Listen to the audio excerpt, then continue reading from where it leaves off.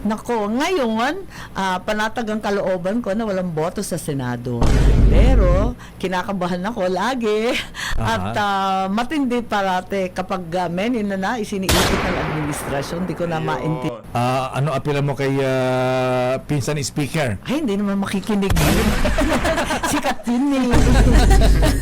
Ganun ba yan eh? Ay, may panawagan sa kanyang sa inyong mga kaalyado sa Kamara na wag na ituloy impeachment. Tama. Anong sa palagay mo? Makikinig ba si pinsan? Ayan, may sariling mundo. Aray ko. Yan ang tapos sinasabi natin. Pambihira ho talaga tong si Senator Amy. Kala niya may mabubudol pa siya. Simple lang naman kasi yan, Sen Amy. Tagal na kita tinuturuan hanggang ngayon, di ka pa rin natututo. Kausapin mo yung kapatid mo, huwag kang magparinig sa media. Hindi gagana yan. Patay lahat ng radyo at television at internet sa Malacanang kaya di kanya makikita. Mamaya natin panoorin yung naging interview na yan nitong si Senator Amy Marcos yan kay Kadeo Macalma. Pero bago ho yan mga kababayan, alam nyo na ho gagawin. Sa mga bago lang isang like at isang subscribe at click nyo na rin ho yung bell notification bell para kayo ho pinakaunang makakita sa ating mga reaction video. At sa mga gusto sumali sa ating community, alam nyo na ho gagawin mga kababayan. Yung join button na, dyan lang ho sa baba. Napakabilis pindutin lang ho yan. Wala pang 3 segundo mapipindot nyo na yung subscribe button at bell notification bell. At pakishare nyo na rin ho yung ating video para mas maraming makapanood. Kasi pagka mas maraming nakapanood, mas makikita ho nila kung gaano katindi itong si Senator Amy Marcos. Umpisahan natin ang ating talakayan. Dito sa unahin na ho muna natin itong itawag kay Panelo dyan sa SMNI. Subscribe ho kayo dyan sa SMNI. Eto ho, game, umpisahan na ho natin to. As iba pang social media platforms ng SMNI. Attorney Sal, una sa lahat, tila naghugas kamay si Pangulong Ferdinand Marcos Jr. sa naging pahayag nito. Na aksaya lang ng panahon ng usaping pagpapa-impeach kay Vice President Sara Duterte. Ayon sa isang political analyst, dagdag pa nito parang nais lang daw ipakita ni Marcos Jr. na hindi siya responsable o guilty sa hakbang na ito. Si Crescent Catarong magbabalita. Muling binigyang diin ni Executive Secretary Lucas Bersamin na malinaw ang naging pahayag ni Pangulong Marcos Jr. na walang kinalaman ang Malacanang hinggil sa impeachment complaint laban kay Vice President Sara Duterte. Sa isang ambush interview nitong Martes, sinabi ng opisyal na hindi susuportahan ng presidente ang impeachment case at hindi rin anya nila hinihikayat na gawin ito. The President has been very clear about his position on this. Si Bersamin, nanaba na lang siya dyan sa pwesto niya na yan. At saka mukhang masaya ho si Bersamin sa kanyang pagiging executive secretary. Kaya ho tayo, alam nyo, bilib tayo kay Atty. Vic Rodriguez. Alam nyo, hindi niya ho nasikmura yung mga pinaggagawa. Hindi kaya sikmurahin ni Atty. Vic yung mga ginagawa na yun ni Lucas Bersamin. Hindi ho niya kaya yan. Yung mga ganyang klaseng kabalbalan, hindi ho niya kaya yan. Kaya umalis siya eh. Kaya tayo, isuportado ho natin si Atty. Vic Rodriguez. Meron ho siyang prinsipyo at paninindigan. Pero tong mama na to, nako, hindi ho pwedeng maging politiko yan. Walang boboto dyan sa mama na yan eh. Ang trabaho niyang si Bersamin sa Malacanang, magsunod-sunuran sa mga gusto ni Lisa Araneta Marcos. So, any suggestion na political yan or instigated by our side, no, that is never true. Ipinunto ng Executive Secretary na distracting lamang ito, lalo't marami raw pangangailangan na gawin na importante sa bayan. Una nang ipinahayag ni Marcos Jr. na pagsasayang lang ng oras kung isusulong pa ang impeachment complaint laban sa pangalawang Pangulo. Nitong Lunes ng hapon, tuluyan ang sinampahan ng impeachment complaint sa Kamara si Vice President Duterte na inendorso naman ng Akbayan Party List. Pero para sa political analyst na si Dr. Froilan Calilong, tila nagugas kamay ang Pangulo sa naging pahayag nito na wag nang pag-aksayahan ng panahon ang isang impeachment laban sa Vice Presidente. Ani Calilong, parang nais lang ipakita ni Marcos Jr. na hindi siya responsable o guilty sa hakbang na ito. Subalit maliwanag naman daw na mayorya ng mababang kapulungan ay kontrolado ng Pangulo. Correct. Parang Pontius Pilate, no? He's washing his hands of the guilt. Itong pag-file naman to ng akbayan, ito hindi ko na kumbaga parang inaasahan ko to dahil nga unang-una medyo yung mga makakaliwang mga miyembro ng ating Kongreso, they really saw this as an opportunity to get back at Duterte, particularly at the former president. They will really try to get something out of it. Umaasa naman si Kalilong na hindi ito mauuwi sa pag-aaksayangan ng panahon at pagsisikap, lalo na sa panig ng grupong naghain nito. Kasabay nito umaasa rin siya na meron talagang pinaghuhugutan ng matibay na ebidensya ang impeachment na ito. Dahil kung wala, maaaring masira lang ang kredibilidad ng akbayan bilang isang pwersang pampulitika. And if an impeachment complaint will result into the dismissal dito sa House Committee on Justice for lack of form or substance, it could undermine akbayan's credibility as a serious political force, no? Baka hindi yan pagtatawanan pa sila rito, no? Yung mga kritiko, they might accuse the group of rushing the complaint with Malamang sa malamang pagtatawanan ho talaga yung akbayan na yan base ho doon sa mga nakatanggap, nakabasa na dyan sa impeachment na yan na hinihain nila. Ano daw ho, sabaw-sabaw. Antakin nyo yun, pati yung mga acts nitong si VP Sara noong mayor pa siya ng Davao City. Isinali pa ho doon. without sufficient evidence or legal grounding, We need to understand that an impeachment complaint can only be filed once. Sa kabilang banda, magsisilbi namang oportunidad ito kay VP Sara na isiwalat ang lahat ng nalalaman niya at patunayan na mali ang mga paratang sa kanya ng mga detractor. Tama. Para sa Diyos at sa Pilipinas kong mahal, President Catarong, SMNI News. Ayun, Attorney Sal, una sa pahayag ni Executive Secretary na wala silang kamay dyan sa impeachment rap na yan. Hindi nila sinusuportahan. Kayo ba'y naniniwala dito, Attorney Sal? No naman, hindi ba matagal ko na sinabi yan? Sinabi ko na yan. Nung una pa lang si Presidente Marcos Jr. sabi ko, ginagawa niya lang yan para hindi siya mapagdudahan. Ang preso, hindi yan gumagalaw nang hindi nalalaman ng Presidente at pangayunan. Yan naman sinasabi nung isa dyan na narinig ko kanina na pag na-dismiss daw yung complaint, ba-undermine ang kredibilidad ng mga nagpan. Ano yung pinagsasabi mo? Ay dati nang walang kredibilidad yan. Yan naman pala. Dati nang walang credibility yung ano na yan. Sa bagay, totoo naman. Totoo yung sinasabi nitong si Attorney Salvador Panelo. Di ba majority doon sa mga nakakita dito sa akbayan na to, pinagtatawanan ho nila sa social media. Yung si Boy Ngiwe, yung baliko yung bibig, di ba? Tapos, most hated politician in the Philippines, Leila de Lima. Kung most hated ka naman, PH of the, grabe ka naman, ginaganyan mo si Leila. The most beloved politician in the Philippines, Leila de Lima. Di ba? Nagsama-sama yung mga merong diferensya. Itong mga artista na ibinabalita ninyo, puro mga palingado mga sinasabi. Makinig na lang sila sa SMNI para alam nila kung ano mga analysis natin, tumatama lahat. Di ba tayo nagsabi? 4 months ago, sinabi natin, tuloy ang impeachment na yan. Yan. Ito pa. Ano na, kumbaga, itong si Attorney Panelo, yung bolang kristal niya, yung 2 bolang kristal niya, gabi-gabi, hinihimas niya. So, nakikita niya yung mangyayari sa hinaharap. Sa tingin ko, ngayong oras na to, itong si Attorney Panelo, yung 2 bolang kristal niya, talagang walang humpay sa paghimas. Hindi, magaling yan. Magaling yung niya.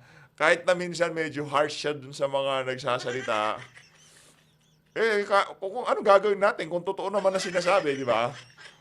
Totoo naman na wala ng credibility itong akbayan na to. Noon pa man, noon hanggang ngayon, wala akong credibility ang grupo na yan.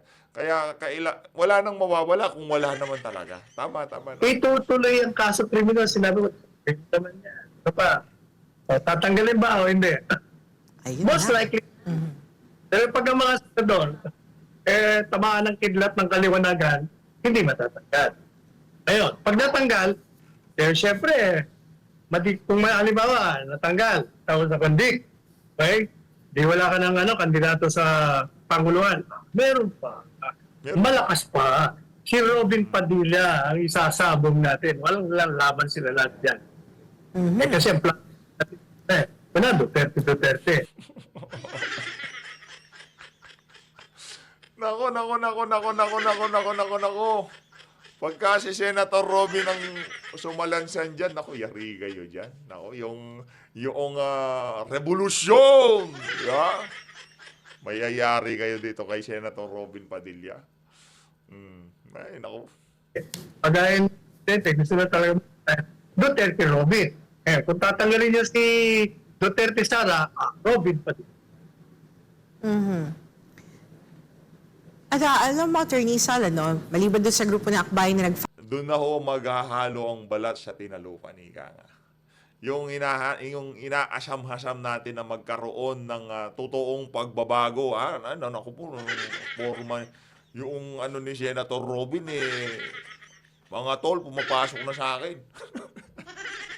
Yung hinahanap-hanap, inaasam-hasam nating revolusyon, pagbabago, pagkayang si Senator Robin Padilla, wala na to si VP Sara. Ay, ano magagawa natin? Sino pwede natin ilagay? Di ba? Si Senator Robin lang yan. file impeachment complaint, plano pang magsampa sa Kamara ng isa pang impeachment complaint, ang Makabayan Block naman. Dalawa na ang maging impeachment complaint laban kay VP Sara. Anong masasabi mo dyan, Attorney Sal? Agenda nga yun. That's the political. Tayo na lahat ng entire kitchen overthrown natin. Sabi ka, May isa pa nagtatanong dito, Attorney Sal, sa ating mga kababayan sa social media, kaugnay sa naging courtesy call ng ilang mga matataas na opisyal ng Armed Forces of the Philippines kay House Speaker Martin Romualdez. Kung normal lang ba daw ito? Lalo't mainit kayo ng usapin sa politika at nagsasabi sila na nananatili silang non-partisan. Ano masasabi mo dito, Attorney Sal? Yan, puro appearance lang yan. The same people, like courtesy call, they will be the same people na pag umalsa ang bayan, they will be the same people that will jail him. At nasasabi din sa nasabing meeting, tiniyak daw ni Romualdez ang suporta sa AFP Modernization Program at dagdag na allowance ng mga sundalo. Ang dami daw pera ni Romualdez, saan daw ito galing, Attorney Sal, sabi ng mga netizen. At kung ito gagawin, ito ba isang paraan ng loyalty check ng administrasyon or is the House Speaker chine-check ang loyalty daw ng ating AFP kung nasa administrasyon pa rin po daw? What do you think sa analysis ng mga kababayan at Attorney Sal? Sabi ko, nagtataka sila kung saan galing. Alam ko ba, alam din ako kung saan galing. Tapos yung sinasabi kay Chris, nagbabribe ka, ginagaya mo yung dating administrasyon na naging Chris. Na-increase yun na nga. Yung bribe hindi na ubrehan. Tatanggapin. Bakit naman hindi? Pera. Tatanggapin nila yan. Galing this. Pero, ganun pa rin. Tandaan nyo, pag nag-alsa ang sambayanan, kayo ang ng mga bata. Mga bata ito, mga age 24 up to 36. Marami pati. Hindi lang konti. Marami. Di ba dyan sa Moraita, yan yung lugar ng mga university, bro? Yes. At lugar din kung saan maraming mga protesta na nangyayari. Kasi nga, sobrang dami ng mga kabataan kasi, Attorney Sal. Yan yung lugar nila eh. Diyan sila lagi nagpipirmi. Mula sa iba't ibang schools, di ba? So, marami din ang na-iengganyo sa kanila kapag nagsasalita yun. Lalo yung mga makakaliwang grupo, Attorney Sal. Kaya nga, Deja po. Yan nag-umpisa yung mga, bago nagkaroon ng EDSA Revolution, kasama yung Moraitang yan. Naging pakil dyan. Di ba witness ka dyan, Attorney Sal? Bahagi ka dyan. Ang unang Yung kinukwento mong long hair mo, di ba, Attorney Sal? Ako nga huli dyan, kasama ko yung anak ni Fred Montilla, si Pangoy Francisco. Pareho kami na-plum. Pero a few hours lang dahil nirelease na makagin kami. Well, alam mo, Attorney Sal, sa mga nangyayari ngayon, Attorney Sal, do you think sa mga nangyayari ngayon, hinog na for another people power? Or No. do we really need a No. people power, Attorney Sal? Sorry to say, pareho kami ang opinion ni Presidente Duterte, hindi pa. Hindi pa hinog. Pero, pag yan ituloy-tuloy niya yung impeachment, tuloy-tuloy niya yung pagpapakulong kay Inday, yan ang magiging Magulo. trigger. Tandaan niya. Magulo ho yan. Walang halaga ng pera ang makakabili sa prinsipyo ng sambayan ng Pilipino. Kahit na mabibili mo ba yung loyalty check ng sambayan ng Pilipino? Hindi mo mabibili yon, Martin Romualdez. Kung yung loyalty check para sa mga top AFP official, pwede mong gawin yan. Pero yung mga ordinaryong Pilipino na bukas ang mata, nakikita nila kung anong nangyayari sa social media, sa pamahalaan natin. Naku, yan ang hindi mo kayang bilhin. At yan ang magpapabagsak sa mga kalukuhang nangyayari ngayon dito sa bansa na to. Yan. Major trigger para pumunta sa kalsada yung mga kababayan natin. Ayun na nga ho mga kababayan, dumako na ho tayo dito sa ating main event, ika nga. Dito kay interview na itong si Kadeo Macalma, dito kay Senator Amy Marcos. Pakinggan ho natin itong mga kababayan. Yes, Lakay. Ito na, nagkatotoo na ang sinabi ni Senator Amy, may magpa-file na impeachment complaint sa kabila ng panawagan ng Pangulong Marcos na huwag lang ituloy ang file na impeachment dahil lalo tayong magkakahati-hati. Senator Amy, ayan bakit natuloy pa rin po ang pagpa-file na impeachment complaint? Hindi ko nga alam ano bang klase yan. Pero alam na namin, inaabangan na namin this week na magkakaroon ng impeachment complaint kasi dali-dali daw ipapadala sa Senado. Yun nga, so, konting respeto naman sa ating Pangulo na nawagan na hindi yan mahalaga at hindi makakatulong. Pero mukhang may sariling utos, may sariling direksyon ang mababang kapulungan. Sana diinin pa ng ating Pangulo dahil nagmumukha sila. Sana daw diinin pa ng ating Pangulo. Wag mong isana yun, madam. Wag nating ipalipad sa hangin yung mga ganyang klaseng litanya. Lalo na't nanggagaling, na naman tayo, PHF din. Lalo na't nanggagaling sa nakakatandang kapatid ng Pangulo. Puntahan mo, batukan mo. Ano mga pinagagawa mo na yan? Puntahan mo yung pinsan natin, batukan mo siya. Yun dapat ang gawin. Ilan lahat kasabot dyan, hindi naman maganda yan. Pati ba naman Pasko, inagaw pa sa atin? Ano ba yan? Nga, dapat give love on Christmas Day na lang. Kaya Away nga. pa. Oo. World peace. Ayan, world peace. Sabi ng mga miss. Pero Senator Amy, ma'am, ayan hindi ba gahol sa panahon? Malapit na election, next year na. May na, Correct, ayan malapit na yan. Oo. Ano ang tingin niyo? Mag-prosper ba ito impeachment complaint? Iniisip nga namin yun, pero kung tutuusin, yung kay Justice Corona, kung maalala nyo, December Op. Baka batukan ka ni Chis Escudero. Sabi ni Chis Escudero, wag daw kayo magsalita kaugnay dito sa impeachment. Dahil sila ang tatayong hukom para hindi nga naman sila lumitaw na parang mga bias sila, di ba? 12, December 12 po. December Oh, pala mas yun? malala pa Oo. yun. Ito, December 3, kung sakali umabot ngayon. December 12, mahilig sila mag-operate habang recess. Naalala nyo last year, kaya hindi na ako matutulog, Pasko o New Year. Noong last year, itong People's Initiative, naumpisahan yan December, naka-recess din. kami. Yung pala, nagpapapirma na, ratsyada na.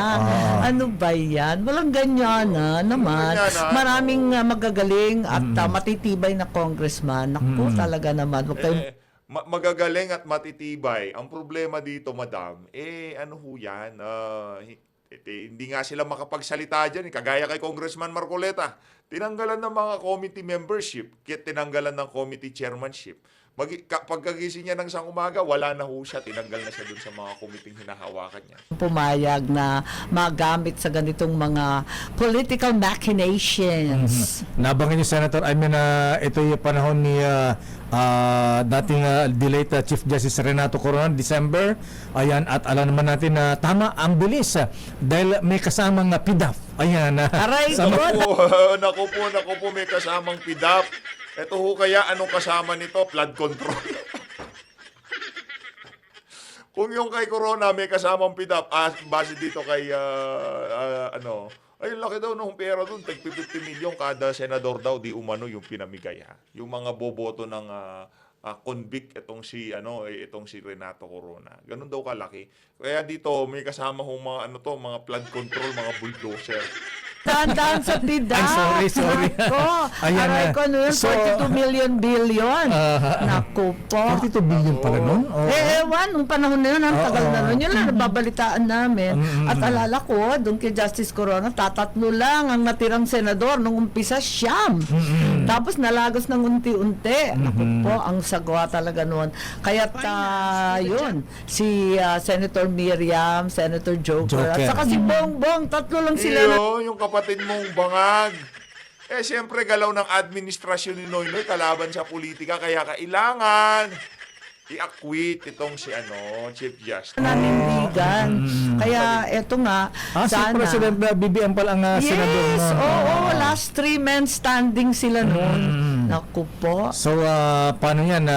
Sinasabi, gahol ang panahon. Pero kung gayahin nung proseso nung panahon ni in-impeach si Chief Justice Corona, gamitan din ng PDAF. Mapapapibilis kaya yan? Naku, magdahan-dahan sa PIDAF na yan. Kayo rin. Alam natin kung ano nangyari. Ang masaklap. Talaga naman. Wag naman sanang ganon. At tutukan na lang natin yung tunay na problema ng bigas. Ayan, Ayan, yung totoo po yan. masyadong mahal na bilihin. Hindi naman nagsasalita si ate girl. Mas marami pa akong sinasabi sa kanya, manahimik. Baka magalit itong yung si ate. Ay, tinanggal ako sa frame ni PH. At lahat ng issues natin sa Pilipinas na talagang nagpapahirap sa tao, wag na lang ito. Ano ba naman? Pero Senator Amy, ang Pangulong Marcos ay may panawagan sa kanyang sa inyong mga kaalyado sa Kamara na wag na ituloy impeachment. Tama. Ano sa palagay mo? Makinig ba si Pinsan? Ayan, may sariling mundo, aray ko. Oo, Yan yan ang ang tapos masaklap. Kasi sinasabi kung natin. tutuusin, kausapin mo yung mga congressman, nervous na nervous. Unang-una, hindi pa napapasa yung budget. Naku po, may sariling mundo ka pala, Tamba eh. Tamba, may sariling mundo ka pala eh. Di ba, pagka tinatawag na mayroong sariling mundo, mga special Itong si Tamba eh, special siya. Special speaker. Afraid, baka walang umabot sa Kita nyo naman mga kababayan pag nagsasalita, parang mongoloid, di ba? distrito. Ikalawa, may eleksyon. Pag hindi ka kaalyado ng administrasyon, pakahirap sa mga panahong ito. Ayan. Kaya't nagdadahan-dahan sila. Pero, iba yung utos. Iba yung nasa itaas. Tignan natin.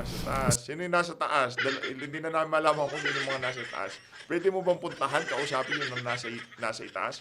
Pinsan mo, hipag mo, at yung bangag mong kapatid. So wala ka Oo, bang talaga naman. wala ka bang panawagan kay Pinsan na sabi ni Oo, Presidente, dapat makinig na sa Pangulo. Mag-usap-usap kayo. Naku, talaga naman. So Talaga naman. Isama ka sa usapan, talaga naman. Yan yung binuo mong, isa ka sa mga bumuo sa unity, talaga naman. Senator Amy Marcos, mag-usap-usap, di lang sila. Kayong lahat mag-usap-usap, manang.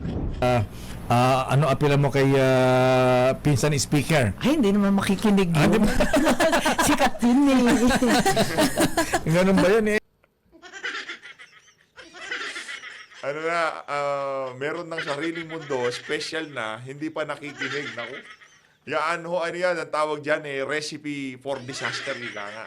Matambaluslos kung ako sa'yo, makinig ka na. Yun namang mga nakikinig kay Tambaluslos, alam nyo na mali yung mga pinagagawa niya. Pero dahil sa pera at sa flood control, bulag ho silang sumusunod sa mga kagustuhan nitong si Tambaluslos. Alang-alang sa bansa. Tama, alang-alang sa bansa. Yan na lamang ang isipin natin. Isang tabi muna ang mga hinanakit, ang galit, ang ambisyon. Ay, Nako! talaga, itabi muna lahat yan. At Itabi muna ang yan. layo-layo pa ng 2028. Totoo Sabi po yan. nga, it's a political lifetime away. Ba't nagmamadali? Ayan, pero sa tingin nyo, magpo-prosper ba ito o hindi? Nako, ngayon, panatag ang kalooban ko na walang boto sa Senado. Pero, kinakabahan ako lagi. At matindi parate kapag menin na isiniipit ng administrasyon, di ko na Ayun. maintindihan. Ang problema ho kasi, kung yung 733 million, hindi pinalagan ng mga nagpahayag na gustong dagdagan ang budget ng OBP, baka pagdating ng impeachment dyan sa Senado, yung nangyari dun sa 733 million, ganun din hong mangyari dyan sa impeachment. Ngayon, walang bilang, walang makukuha yan. Solido kami dito, hindi kami madidiktahan ng administrasyon. Pagdating dun, convict lahat itong si VP Sara. Sabagay, meron pa naman pala po tayong, kung tawagin, Plan B, itong si Senator Robin Padilla. Ayos. Pilihan. Ayan. Tandaan natin pagka nangyari ang nangyari yan at talagang hindi nabaklas itong administrasyon na to. Etong si Senator Robin Padilla, panigurado. Luzon, Visayas, Mindanao, magkakaisa para dito kay Senator Robin Padilla. Naman siguro, matitibay naman ang senador natin. Ayan, sa bagay, oo. So, ang Matitibay daw yung dun sa 733 million na budget ng OBP, hindi sila nakakalapit. nga bola pagka inapruba ng Kongreso, nasa inyo na sa Senado. Ayan, ikaw siguro nagbibilang din kayo mga kaalyado dyan o mga ano dyan sa bagay, independent minds sa mga senador. Oo, sabi nga 24 different republics. Ngayon 23 na lang kasi si Sani Angara nasa kabinete na. Pero makikita mo naman nung pinag-usapan yung OVP budget, yung budget ni VP, pinadadagdagan na napakaraming senador. So kita mo naman na talagang kahit papano, marami pa rin senador na ayaw masangkot sa away-away na yan. At gusto nga nilang dagdagan yung kay VP Sara na budget. Kasi marami naman siyang social benefit. Anong nangyari, Madam? Huwag mong ibida. Anong nangyari dun sa budget ng OBP? Marami siyang opisina sa iba't ibang mga lalawigan na talagang tumutulong sa tao. Nakakausap ba si Vice President Senator Amy? Lately hindi na kasi abala siya dun sa kanyang anak medyo na-stress pati yung bata. Grabe naman talaga itong buhay na to. Ganun ba? Pati mga anak naapektuhan na. Syempre nagbabasa na yung mga yun. sa Nakikita bagay. naman nila. Malalaki na, oo. At nanonood ng TV. Nakakaintindi na yung mga bagets. Kawawa naman hindi dapat dinadama yung buong pamilya. Sobra yun.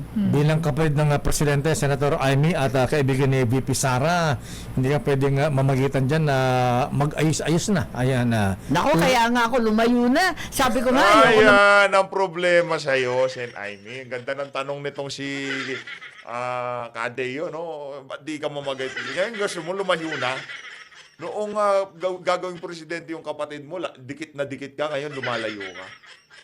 makipag-alyansa maski saan pagkat nakikita naman natin na talagang mauuwi sa madugo at putikan na away.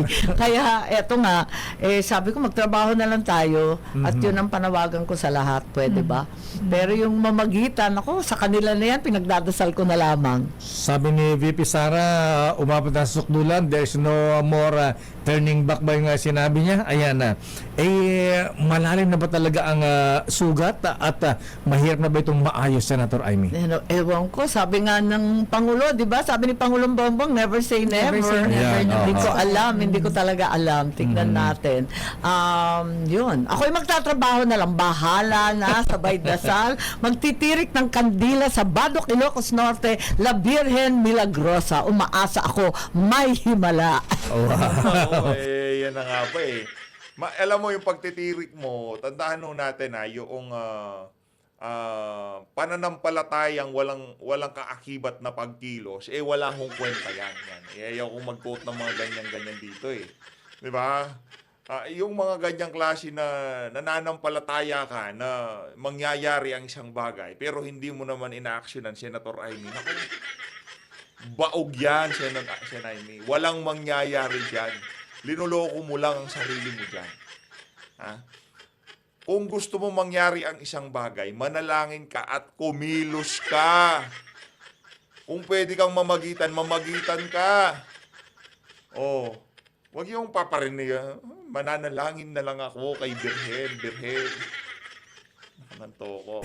Sumama mo rin sa Manawag. Correct! Habang papunta na rin doon, Manawag.